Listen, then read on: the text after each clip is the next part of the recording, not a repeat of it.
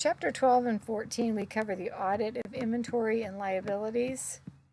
So the objectives of the inventory audit is to obtain an understanding of their environment and consider what risks there can be with the inventory. Again, depends on the type of inventory it is.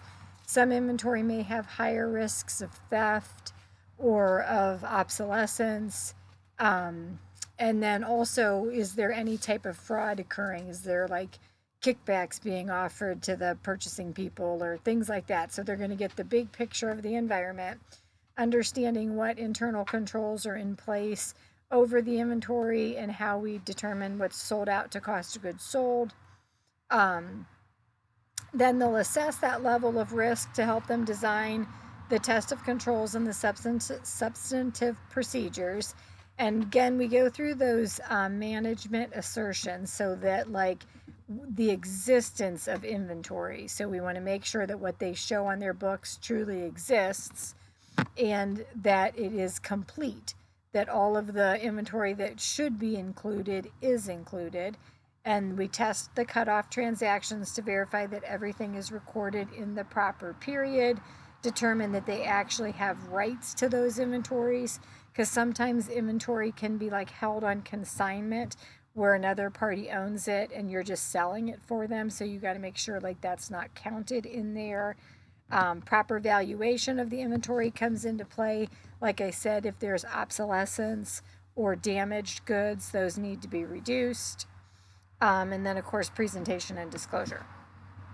So there's a lot of different functions that the auditor is going to test related to inventory. So we've got the purchasing department that orders the inventories. And again, those are the ones, like I said, you want to make sure they're not receiving any kickbacks, that they're getting the best deal on the inventory that they can, and that it's all being valued properly. The receiving department then receives it and then transfers it over into the inventory department where it is stored, and then it's going to be issued out of inventory into the production cycle. And then we're going to add probably, it's like, say this is a manufacturing environment, you're going to add some labor, produce your finished goods, and then they'll be shipped. So if that is a manufacturing type of an environment, there's a lot of hands touching that inventory. It's moving all throughout the business. So you definitely want to understand all of the control procedures that are in place throughout these areas, as well as how the IT functions work to record the computerized transactions. So then this gives you a list of the risk of material misstatements.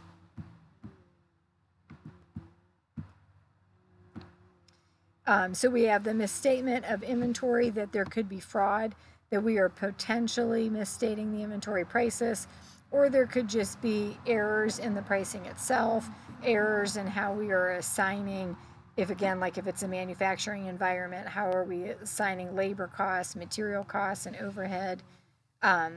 If there's a misstatement of the quantities, again, could be due to fraud, so items could be stolen and then covered up. Or they could pretend like inventories are at various locations and really move them around to cover that fraud. Could just be error that the physical inventory wasn't counted properly.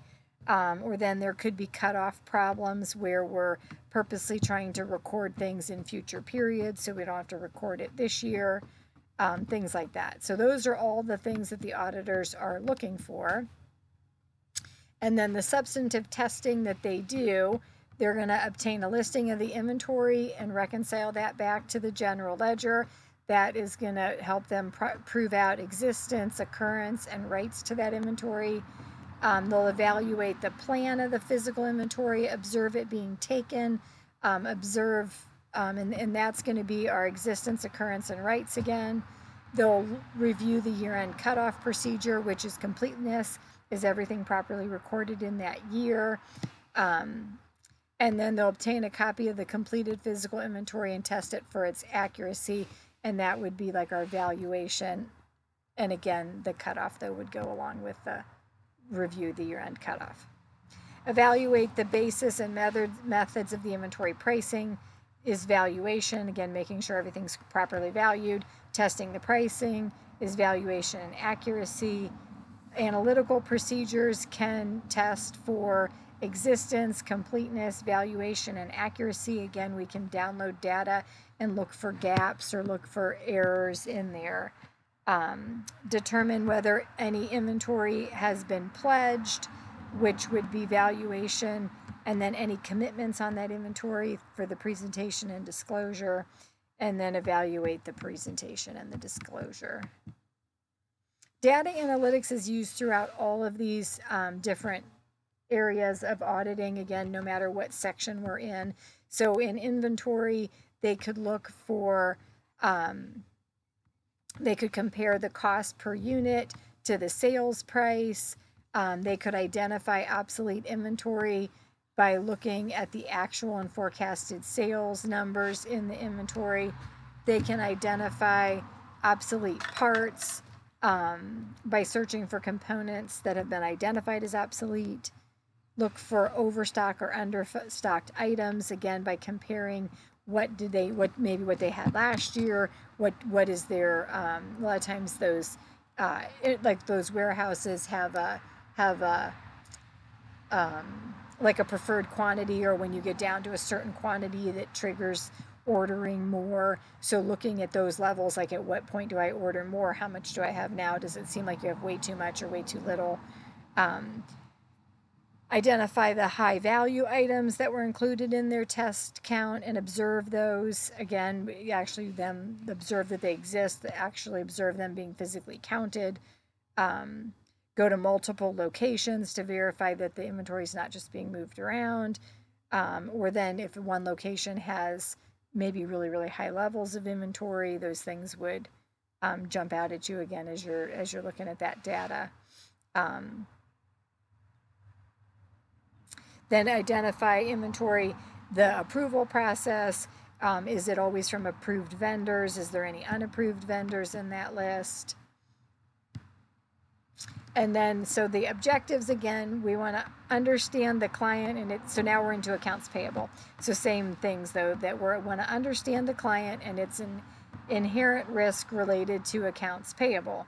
So again, that might be less risky than inventory. We want to understand the internal control procedures that function over the accounts payable department. And then we want to assess the risk of material misstatement and the design, the test of controls, and the substantive procedures that again go through all of those objectives so that it exists, that the accounts payable that they show on their financial statements is actually real and owed, and that the client has the obligations to pay those, and that they've actually occurred. We want to make sure that they're complete, that everything that should be shown as a liability is shown as a liability. So the occurrence is saying what they do show is real.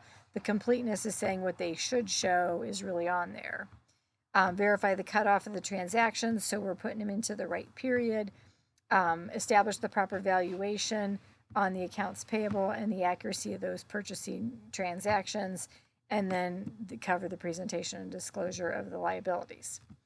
So our controls that exist over that acquisition cycle is there should be segregation of duties between the people who make the purchases and the people who disperse payments on those purchases.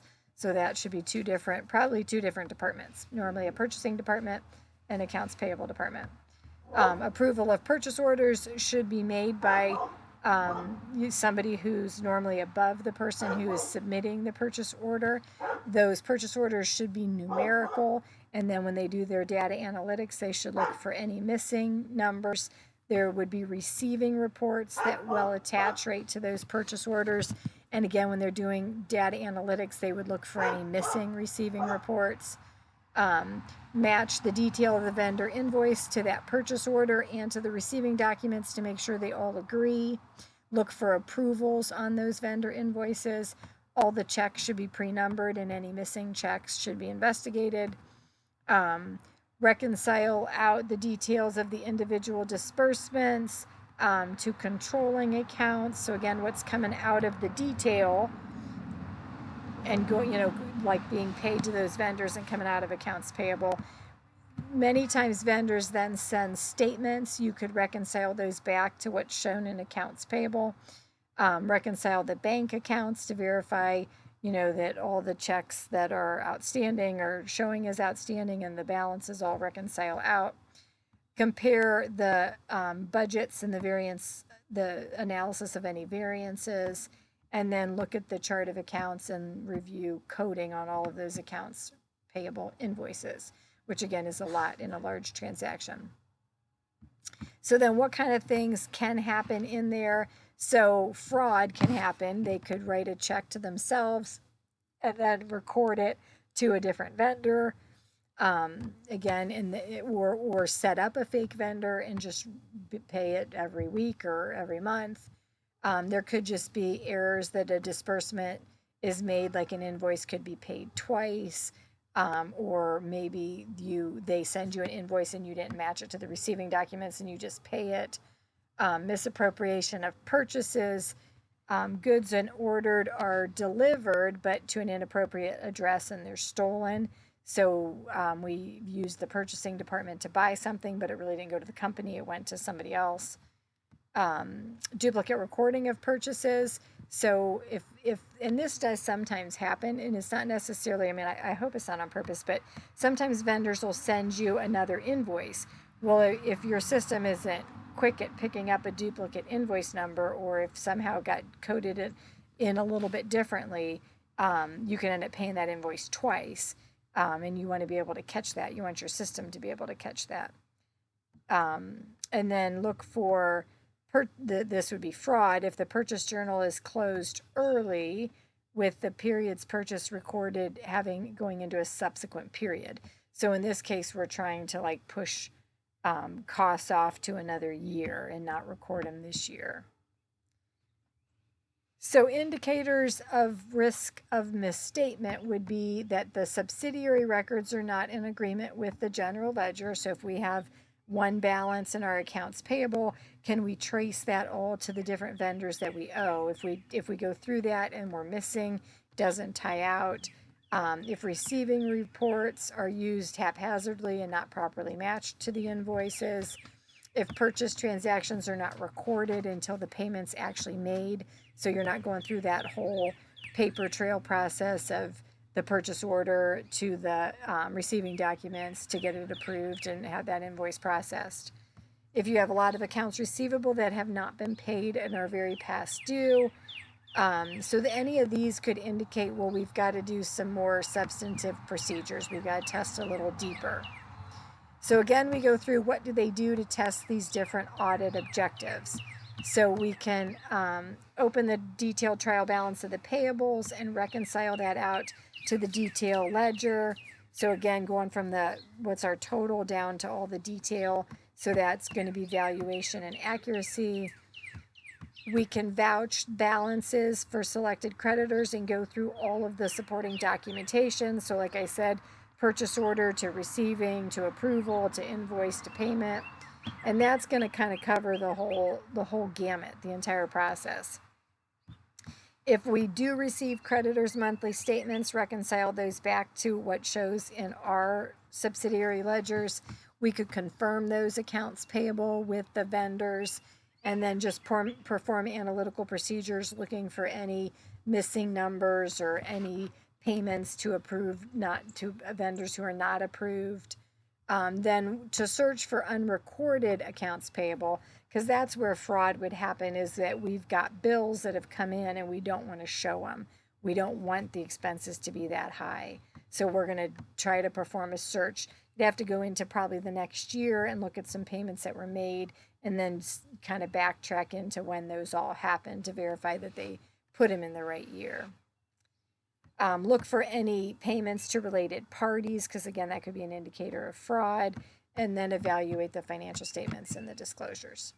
Then there's a whole bunch of accrued liabilities, that could be with the company. So again, these all don't have to be with every company, but they could be. So they could have property taxes accrued. They definitely all have payroll accruals. If they have a pension plan for their employees, they could have pension plan accruals and post-employment benefits. Accrued vacation pay, product warranties, accrued commission and bonuses, income tax payable, actually all the payroll tax payables, and accrued professional fees. So there can be a whole list, there could even be more. But a lot of these accrued liabilities involve estimates. So sometimes you have to evaluate the reasonableness of that estimate and kind of that computation of it. Some of them could actually be for, like, say, like an attorney that you know that you have a contract with and they're working on something. So that could be proved out. But you definitely want to, since a lot of them are estimate related, test those computations, interview the client to understand why that accrual was set up and how it was calculated, verify that it's being consistently treated throughout the year, and then just make sure that everything that should be accrued for is accrued for. Okay. So again, you can see the similarities between all these different areas. We're always looking back at those objectives. It's just every area is a little bit different in the details that you look at.